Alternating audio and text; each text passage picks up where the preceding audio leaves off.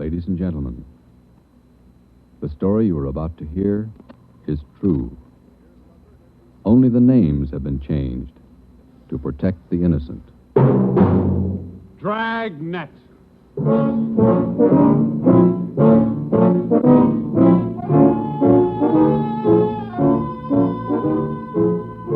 Dragnet, the documented drama of an actual crime, investigated and solved by the men who unrelentingly stand watch on the security of your home, your family, and your life. For the next 30 minutes, in cooperation with the Los Angeles Police Department, you will travel step by step on the side of the law through an actual case from official police files, from beginning to end, from crime to punishment. This is the story of your police force in action. Dragnet.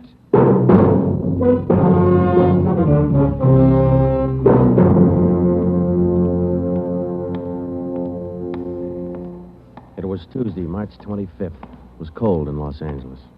We were working the night watch out of homicide. Detectives in Los Angeles work in pairs. My partner's Ben Romero. He's a sergeant, so am I. My name's Friday. The boss is Ed Backstrand, chief of detectives. I was on the way back from the record bureau, and it was 13 minutes past 11 when I got to room 42. Homicide. That's a hot shot. Somebody grab it. I got it, Ed. At 1245 East Doheny Street, 1, 2, 4, 5. 2 officers shot. At 1245 East Doheny Doheny Street, Street. 2 officers. Shot. What have you got, Friday? Read it. 2 officers shot. Where's Romero? Right here, Skipper. Okay, you've got one to roll on. Get going.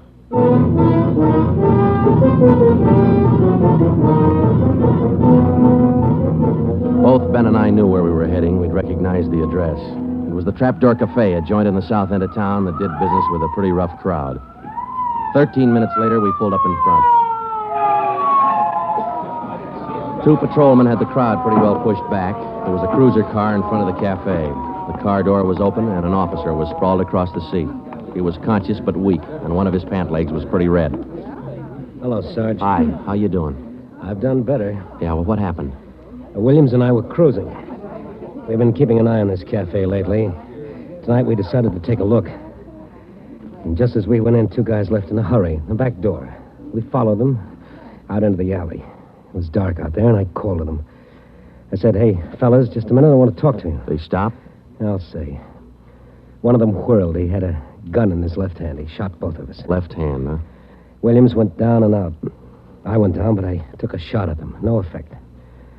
Then I started crawling out here to the car so I could call in. You started crawling? Yeah. Wait a minute, Emerson. Weren't there any people around by that time? Yeah, quite a few ran out after the shots. You mean nobody would help you to the car? That's right. Did you get a good look at either of the gunmen? Well, one of them was tall. I think he was a redhead. There was something funny about his nose. That's all I saw. It's too dark out there. Williams was closer. I think he got a good look. Joe, the other officer, Williams. He's in pretty bad shape. Is he breathing? He's still alive, Emerson. I don't know how much time he's got. Ambulance? On the way. Okay, let's round up all the men who are in the cafe. We're taking them in.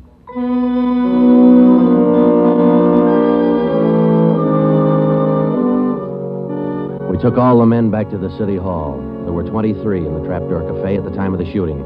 We questioned all of them. One of them said there had been a redhead in the place, but he couldn't describe him. Ben and I left the interrogation room, and we went back to the squad room. Friday, Romero. Got a minute? Yeah, Ed. Come on, Ben. Sit down. Okay. You get anything from those people you questioned? Nothing we could use. How's Williams? It's pretty bad. When do they operate? As soon as he comes out of shock. Probably in the morning. You boys will be there. Yeah, we will. When the surgeon digs that slug out, get it and mark it for evidence. Yeah. Skipper, them 2 men shot without asking any questions. They must be hot. Yeah. Same thing occurred to me. When we get that slug, the ballistics can tell us whether that gun's been used on other jobs. We got enough of their modus operandi to have the statistician give us a run-through on the IBM now. One of them is left-handed, and he shoots quick. Okay, be in surgery tomorrow morning at 9.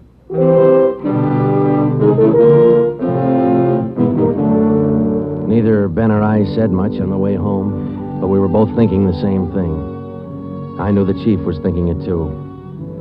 Here were two men who'd shot a couple of police officers without asking any questions. Now, I suppose you've heard a lot of stories about what the force thinks of cop killers. Sure, we don't like to lose our friends and partners any better than anybody else would. Why not figure it this way? If these two guys would gun a couple of armed police officers, do you think they'd hesitate to shoot you, the unarmed citizen?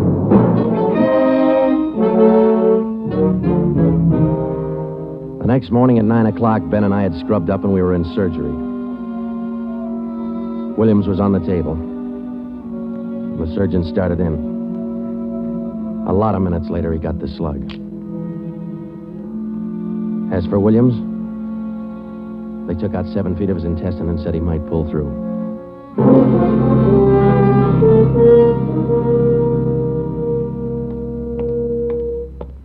Joe, here's the report from ballistics. The slug they took out of Williams come from a .44 Smith Wesson.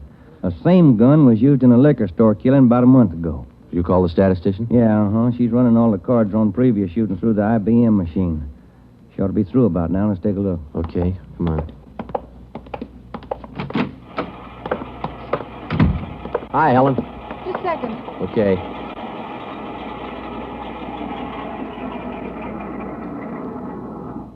Well, that's it, boys. These cards will give you all the shootings pulled by 2 men on foot who shot quick, one of them left-handed. Right.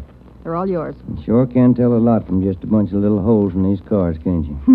I can't, but this IBM machine can. It never ceases to amaze me. Okay, shall we check the cards, huh? Yeah, sure.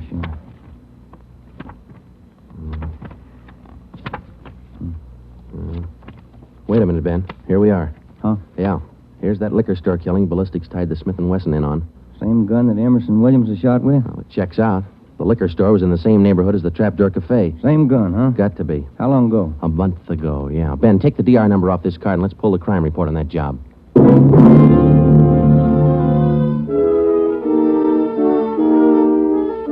We pulled the crime report out of the files. It said that there was only one witness to that liquor store killing a month ago. That witness was a woman. Miss Forbes, I'm sorry to disturb you like this, but we'd like to ask some questions about that liquor store killing you witnessed a little over a month ago. Well, I told the police everything I knew about it then. Yeah, we know, but maybe you wouldn't mind telling us again, huh? Oh, no, I guess not. I've been trying to forget it, to tell the truth. It was pretty terrible, and I really didn't see so very much because I was awful scared. I understand. But try to describe again just what happened, will you? Well, it was about 10 o'clock at night. I was walking down the street toward home when I realized I was all out of cigarettes. Well, I was right in front of the liquor store then, so I went in. The clerk was behind the counter, and there were 2 men standing there arguing. What's the idea of changing your mind?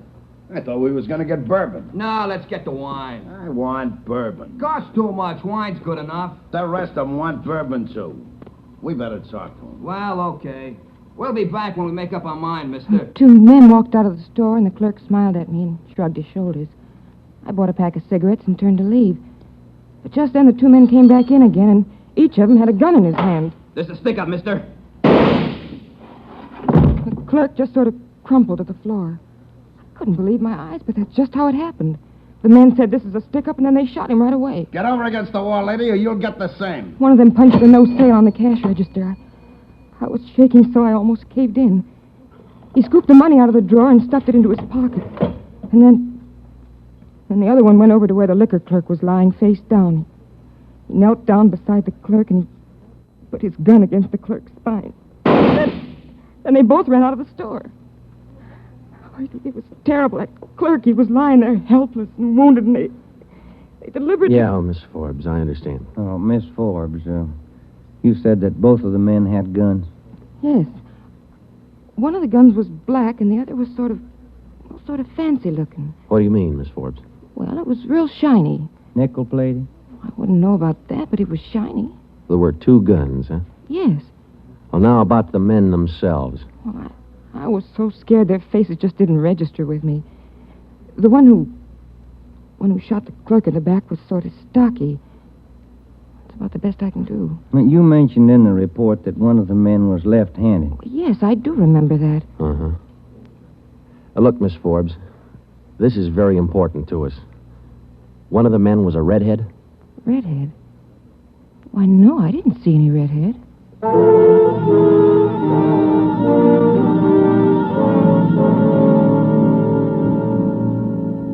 Skipper, me and Joe's run right smack into a stone wall on this thing. What's the complication? Well, there's more than one, Ed. In the first place, we know that the .44 Smith & Wesson was used in both shootings, but the descriptions of the men involved don't check. Police officer Emerson said he thought the man that shot him and Williams outside the Trapdoor Cafe was a tall, left-handed redhead. Said there's something funny about his nose. You think Williams got a better look at him? Well, he probably did, but Williams isn't strong enough to talk yet. And a girl that witnessed the liquor store killing a month ago said that one of those men was left-handed. But she said neither of them was a redhead. And on top of all that, now we've got 2 guns to worry about. The girl mentioned 2 guns, so we checked the autopsy report on that liquor clerk. And, Ed, the bullet that actually killed him came from a .32-20, not a .44 Smith & Wesson. That fact didn't get any publicity at the time, did it? No, it didn't. Okay. We won't give it any publicity now either. With a lowdown, it's just the .44 Smith & Wesson we're after. Because if whoever owns the .32-20 finds out it's hot, we'll never get it. Anything else? Well, we sent teletypes to all outlying stations in neighboring cities. Told them if they get any red-headed suspects, no matter what charge they got them on, to hold them for questioning. Yeah. Now, how about this .32-20, the actual murder weapon? Any leads on it? We've got one, Ed. We've been checking the records, and we discovered that 4 hours after the liquor store killing, a taxi driver in the neighborhood was shot and robbed. Slug was pretty well mashed, but there was enough to tell it was from a .32-20. So we're going over to question the taxi driver now. Good. Well, I think you boys are on the right trail. So far, what we've got is mostly unrelated facts, but sooner or later, those facts have all got to tie in at some point along the line. Find that point. Yeah,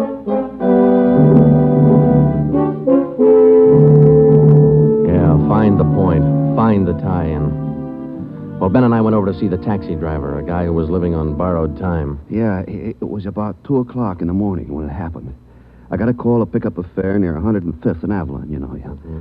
Well, I got there. Somebody came over, pulled open my cab door, and said, "This is a stick-up." Then blew it. You let me have it. Just like that, huh? Yeah, just like that. Same deal as others, Joe. Itchy trigger finger. Yeah. Did you get any kind of a look at the fella? Look, no, it's too dark. Uh-huh. Hey, according to the report, you got shot in the chest. Yeah, that's right. Oh, you're maybe wondering how come I'm still alive, huh? I'll tell you, pal, it's like something you'd see in a bad movie, you know? I'm carrying a few silver dollars with me, 9 of them to be exact.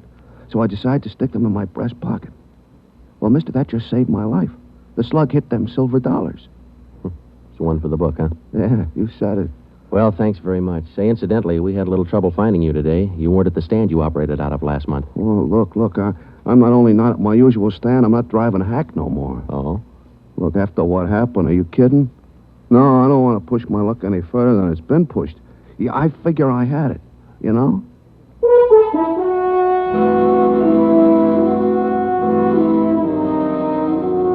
And about that time, Ben and I were beginning to figure we'd had it. We were getting nowhere fast. We had a few informants nosing around, but so far they hadn't come up with any leads. Well, Ben and I followed up all the teletypes that poured in. We just got back from Santa Ana, where we'd been questioning a red-headed suspect, and we'd flopped in the squad room when Chief Backstrand's door opened. Friday. Romero. Got a minute? Yeah, Skipper.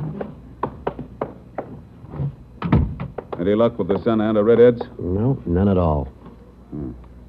I guess you haven't heard the latest. We just now got back in town, Skipper. Early this morning, another cab driver got shot. What? Yeah. Man came up to his taxi, opened the door, said, "This is a stick-up," and shot him. Bullet went through one leg and into the other, but the driver managed to start his cab and drove over to a cafe. He called in from there. Boys recovered the slug?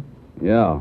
It came from the same .44 Smith & Wesson that was used in the other 2 jobs. The cab driver get a look at the gunman? Yeah, briefly. Was it the redhead? No. Oh, the stocky guy. He wasn't red-headed and he wasn't stocky. That's all the driver knows. Well, that's great. Skipper, this is beginning to sound like a Gun of the Month club.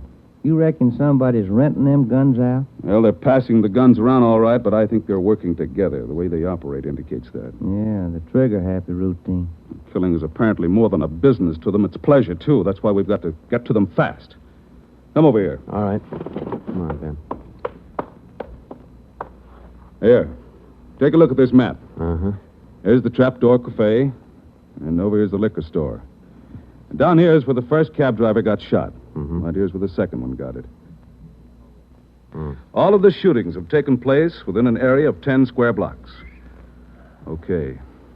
Tonight we're going to throw a blockade around that whole area. Good. It'll go into effect at 10 p.m. At 9:45 p.m., cars and officers started drifting into the area by twos and threes.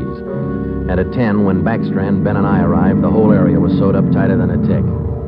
Now, code 3. Pacific Ambulance Davis? 1. Got you. Call to All set? Alhambra. All set. We got a primary line and a secondary line. If anyone tries to make a break, we'll pick them up in the secondary. Okay.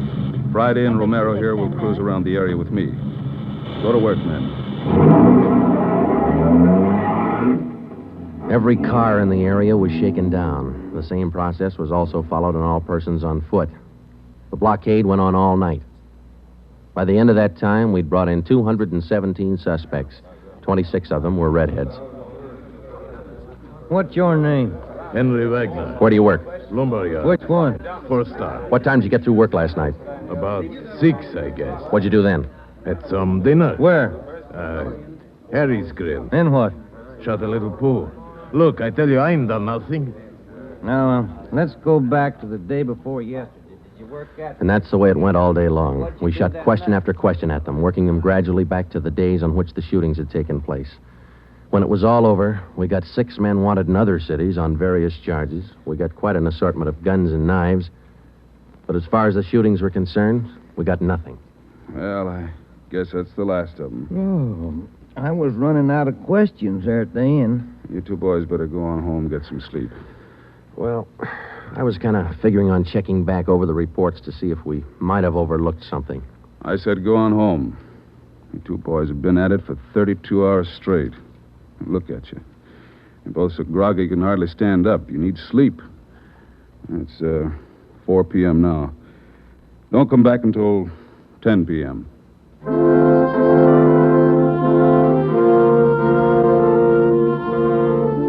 When I walked into the squad room at 10, Ben was already there. An informant had just phoned in a new lead. He told Ben he'd heard about a gang that had been hanging out down around the DeVere bungalow court in the south end of town. We knew that the DeVere was close to the Trapdoor Cafe, so we went over to talk to the manager. Joe, I've been meaning to ask you. You checked on how Williams is getting along? Yeah, I did. I called the hospital this afternoon. It's going to be all right. Oh, that's fine. Well, here we are. Yeah, manager's office. Still got a light on.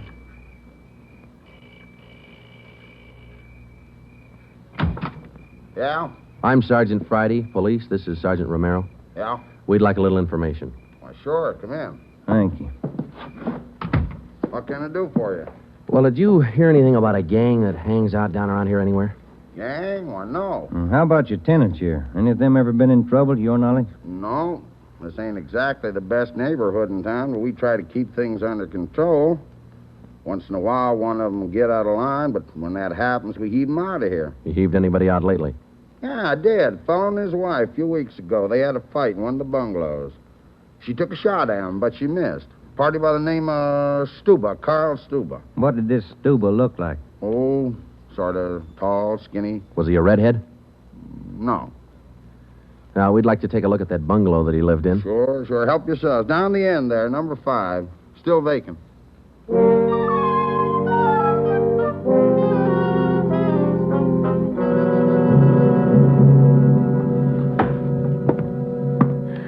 Well, I guess that does it. Stuba didn't leave a thing behind. Matter of fact, we don't have anything to prove that this Stuba's tied in at all. We're only working on a hunch. Hey, Joe, look. Where? Up on the wall there, just by the window. Oh, yeah.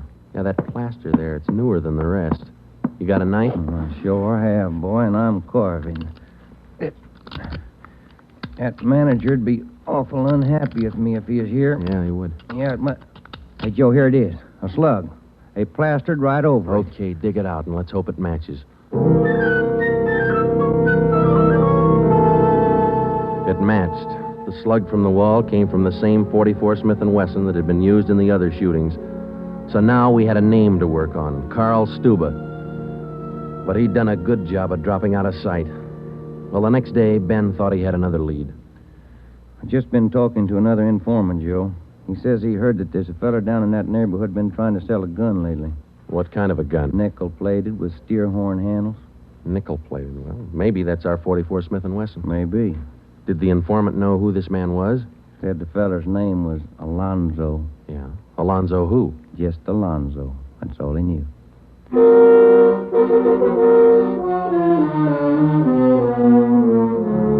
So now we had two names, Stuba and Alonzo, but no men to go with them.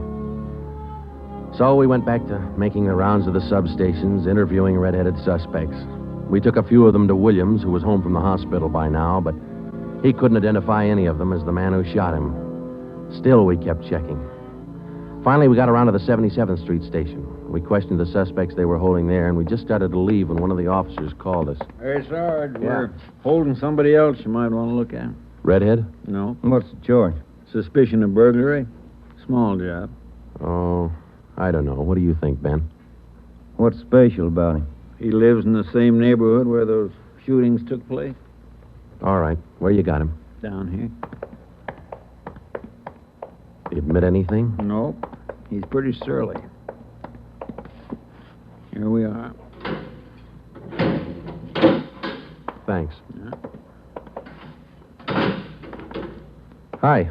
What do you want? I'm Sergeant Friday. This is Sergeant Romero. We'd like to ask you a few questions. Look, I already told the other cops all I know. I didn't steal no radio from that jerk. What's your name? We've been through all that once. Come on, what's your name? Jackson. Alonzo Jackson. Alonzo. I looked at Ben, and Ben looked at me. This could be the Alonzo who'd been trying to peddle that Smith Wesson. Ben and I both knew here was one suspect we'd have to be real careful with. Alonzo, according to the records, this burglary you're suspected of took place on the night of the 27th. Look, how many times do I have to tell you guys they didn't have anything to do with it? You got an alibi for that night? Sure, I got an alibi. I was out with a couple of friends, I can tell you. What's your friends' names, Alonzo? One of them's Crandall, the other Stuba. Stuba, the guy who used to live in the bungalow court. Well, we told Alonzo he'd have to produce his two friends to give him an alibi for the burglary charge, and he bit. He went with us, and he pointed out where Stuba was living now. No wonder we hadn't been able to find him. It was a little shack at the back of a lot behind two houses. We thought it was a chicken coop at first.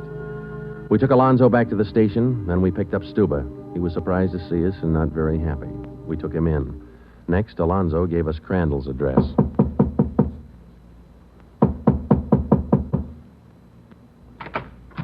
Yeah? Mr. Crandall in? No. Will he be back soon? I don't know. Who are you? Sergeant Friday, Sergeant Romero, police. What do you want with him? Oh, nothing important, lady. We just wanted him as a witness. Oh. Well, I don't know just when he'll be back. Probably an hour or two. Okay, thank you.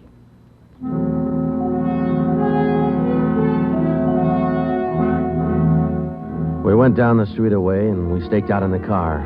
We sat there for about 5 hours, and then Ben nudged me in the ribs. Hey, Joe. Huh? Joe, take a look. Coming along the sidewalk. Yeah, and he's got red hair. Come on. Crandall. Huh? Your name Crandall? Who are you? Friday Romero, police. Police? What do you want with me? I haven't done nothing. Well, then you got nothing in the world to worry about. Come on.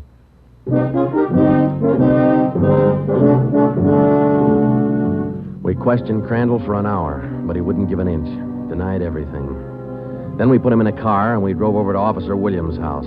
I left Ben in the living room with Crandall while I went in Williams' bedroom. Hello, Sarge. Hi, Williams. How you doing? A little better, I think. That's fine. Look, we've got another redhead outside. Bring him in. Okay. All right, Crandall, come on in here. Who's in there? Why'd you bring me over here? Come on in here.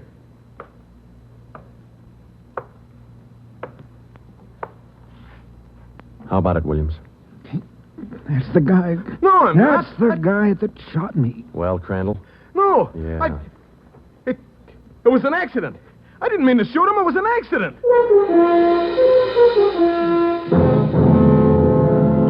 Once Crandall got started, he talked his head off. He also admitted being in on the liquor store killing, but insisted he was only the lookout. We took him back to the station and got his whole story down on a tape recorder. Yeah, he was left-handed.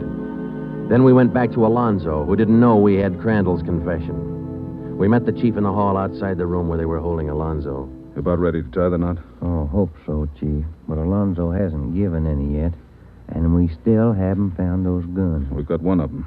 Which one? The Smith and Wesson. Stuba popped about that one 10 minutes ago. Said he left it with his girl. A couple of the boys are on their way over to get it now. That's good, Ed. That leaves just the 3220. You haven't mentioned the 3220 to Alonzo, have you? No. He still thinks we're after that Smith and Wesson, and that's the way we're going to play it right now. Go ahead. Look, how much longer are you guys going to hold me here? Didn't you check with those friends of mine? Alonzo, we got a tip that you've been trying to sell a gun lately. A gun? Yeah, 44 Smith & Wesson. Oh.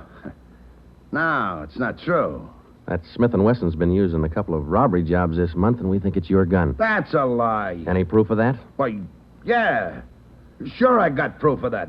I used to have a gun, but it wasn't a Smith & Wesson. Look, if I tell you where it is, that ought to convince you, shouldn't it? It'll help things. Okay.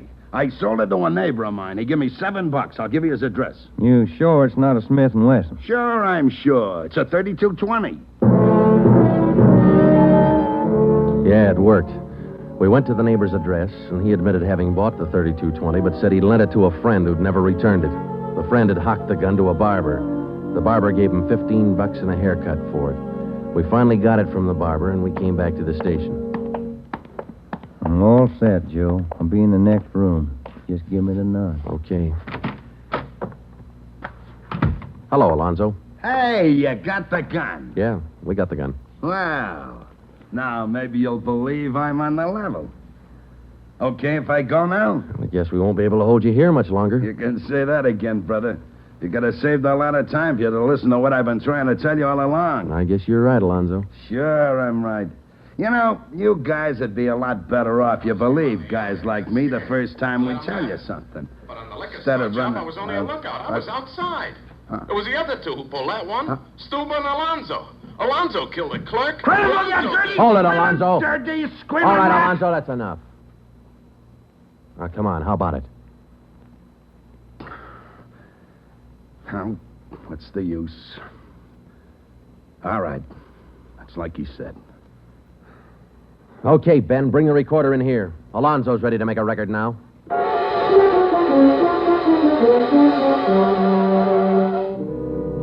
By playing back Crandall's statement that we'd recorded earlier, we got a full confession from Alonzo. We took the three of them out and had them reenact the 4 shootings, and we photographed it on sound film. Crandall, the redhead, was the one who'd shot the 2 police officers, but he was only the lookout for the liquor store killing, which explains why the girl witness didn't see him in the store. Stuba and Alonzo were the ones who pulled that job, and Alonzo, the worst of the bunch, was the one who put the 3220 against the spine of the wounded clerk. The 3 of them took turns at shooting the cab drivers and robbing them. That accounted for the mixed-up descriptions, including all that left-handed business. 2 of the 3 suspects happened to be left-handed. Well, that was the crop. Crandall, Alonzo, Stuba. 4 shootings, 3 robberies, 4 attempted murders, 1 murder. The 3 men were tried and convicted. They're all in the state penitentiary. Crandall's there for life. Alonzo and Stuba, they'll be executed next week. File it, will you, Ben?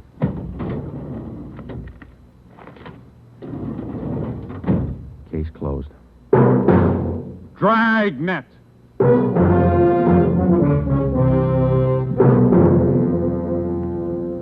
The story you have just heard was true. Only the names were changed to protect the innocent.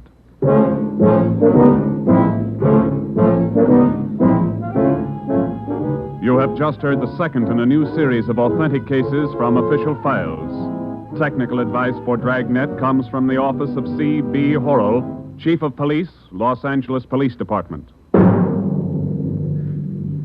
Tonight's program is dedicated to Radio Officer Delmer E. Cook of the Los Angeles Police Department, who, on the afternoon of December 6, 1948, gave his life so that yours might be more secure. Dragnet came to you from Los Angeles. This is NBC, the national broadcasting company.